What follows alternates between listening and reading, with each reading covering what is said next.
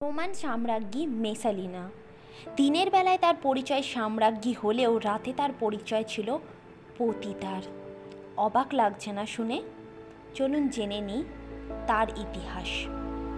41 খ্রিস্টাব্দ রোম শাসন করছেন সম্রাট ক্লদিয়াস, কিন্তু তার প্রকৃত ক্ষমতা ছিল তার তৃতীয় স্ত্রীর হাতে, সাম্রাজ্ঞী মেসালিনার হাতে।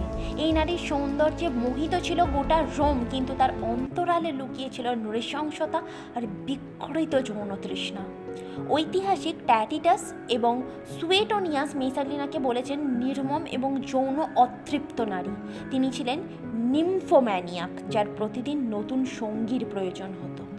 কথিত আছে রোমের অন্যতম সুদর্শন যুবক জিয়া সিলিয়াসের সঙ্গেও তার সম্পর্ক ছিল। একবার তিনি রাতের অন্ধকারে পৌঁছে যান পতিতালয়ে এবং সেখানে এক নিষ্কৃষ্ট প্রতিযোগিতার ঘোষণা করেন, কে বেশি সংখ্যক পুরুষের সাথে সহবাস করতে পারে।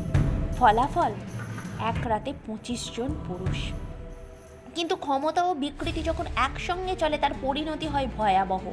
মেসালিনা শেষমেশ নিজের স্বামী সম্রাট ক্লোদিয়াসের বিরুদ্ধে ষড়যন্ত্র করেন এবং ধরা পড়ে যান, আর তারপরেই তার জীবনের শেষ অধ্যায়ের সূচনা হয়।